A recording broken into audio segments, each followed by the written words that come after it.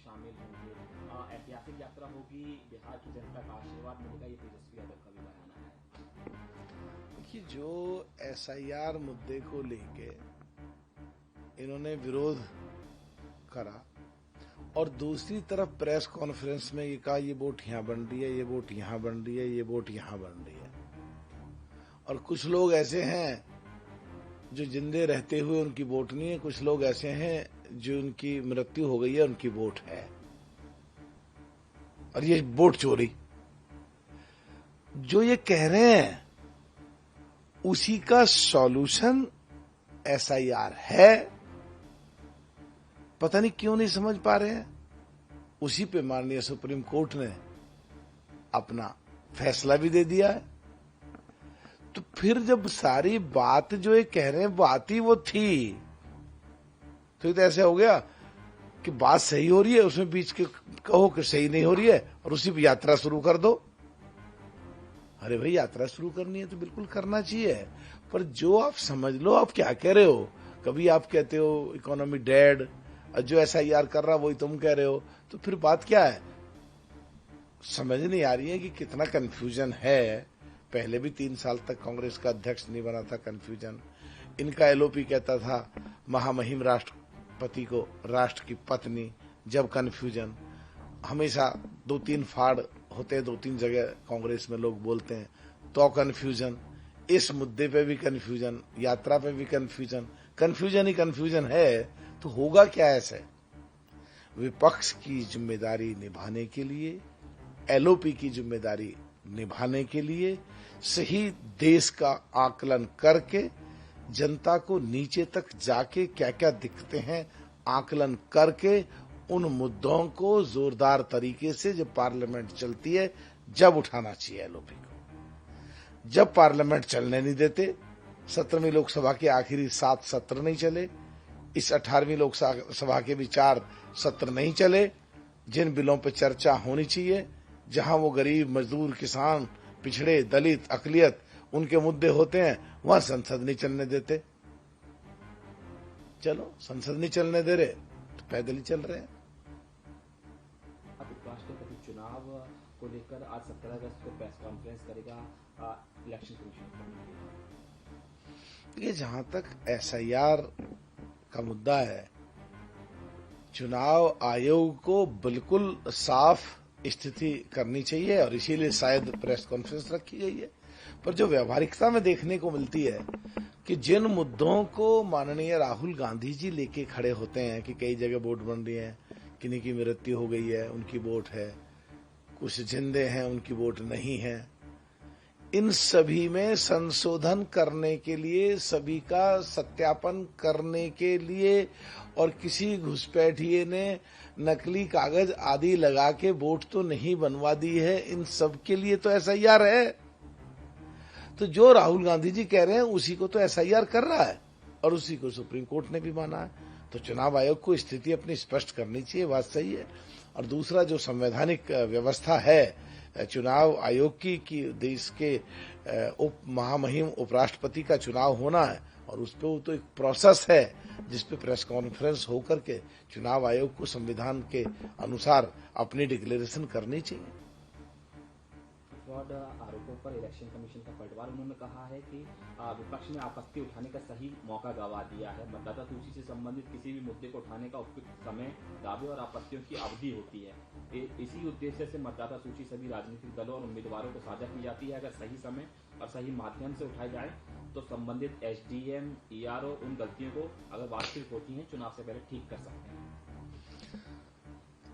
देश के संविधान के अनुसार और संविधान के द्वारा दी गई शक्तियों का पालन करके संसद में जो हम सांसद लोग बैठ करके नियम और कानून बनाते हैं, और वो जो संवैधानिक संस्थाएं हैं उनके लिए भी, और उनके जो इंटरनल अपने संवैधानिक संस्थाओं का जो एक प्रोसेस होता है, उस प्रोसेस में एक समयबद्ध सीमा होती है, बढ़ने की भी, एप्लीकेशन देने की भी, वोट बनने की भी, वोट कटने की भी, चुनाव आयोग की तरफ से डिक्लेरेशन करने की भी।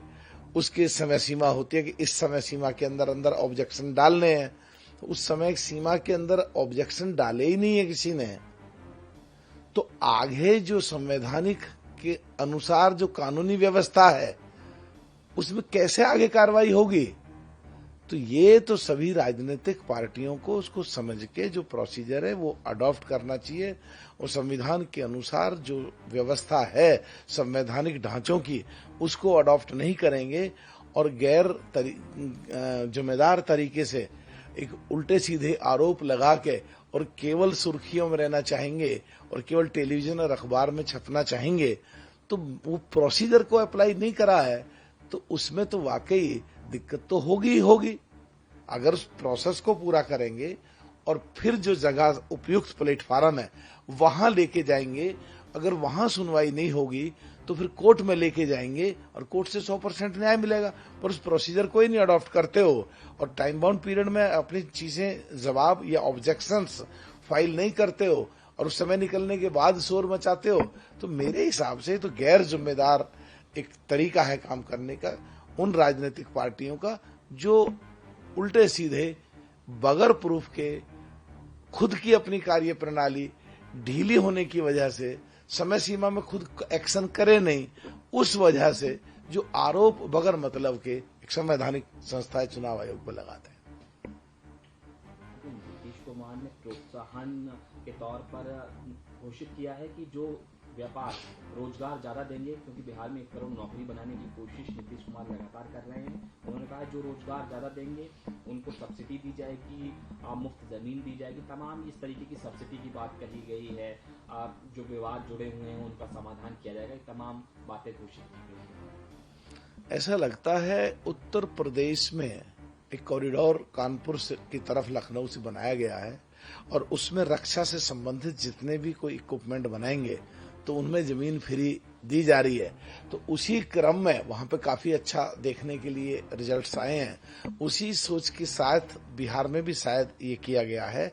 और अगर कोई भी कंपनी आकर के किसी प्रदेश में रोजगार उत्पन्न करेगी और जमीन फ्री भी जाए तो उस कंपनी के द्वारा उस प्रदेश में जो टैक्सों से जो पैदा होगा धन वो इतना ज्यादा होगा आने वाले समय में कि जमीन की कॉस्ट से बहुत ज्यादा सरकार को भी फायदा होगा, वहां के लोगों को भी फायदा होगा, उस प्रदेश की इकोनॉमी को भी फायदा होगा।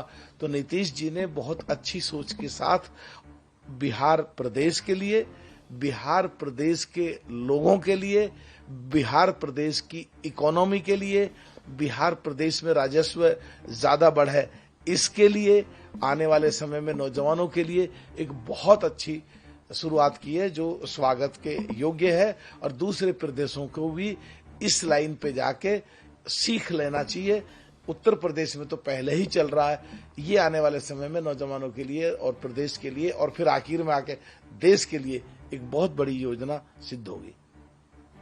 15 अगस्त के मौके पर पीएम ने जीएसटी सुधार का जिक्र किया, दिवाली गिफ्ट का जिक्र किया। उसको लेकर कांग्रेस शय लेने की कोशिश करे। राहुल गांधी का 2018 का ट्वीट उन्होंने दिखाया, 2024 में घोषणा पत्र का हवाला दिया कि ये विचार उसका है। देखिए, हमारे देश के प्रधानमंत्री हमेशा किसान हित और गरीब हित और जनहित और देश हित में सोचते ही सोचते हैं।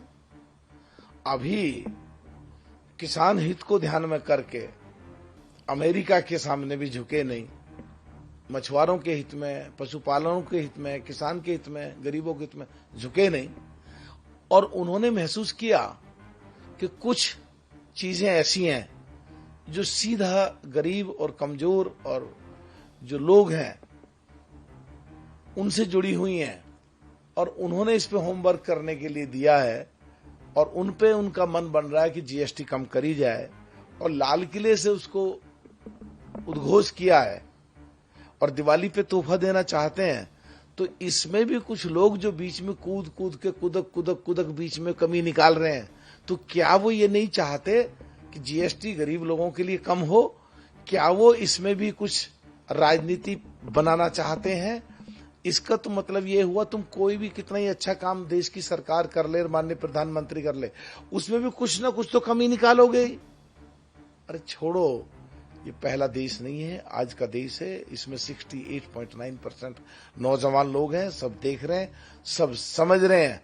अगर अच्छी चीजों में भी बगैर मतलब की कमी निकालते रहोगे तो आने वाले समय में इसका खामियाजा भुगतना पड़ सकता है।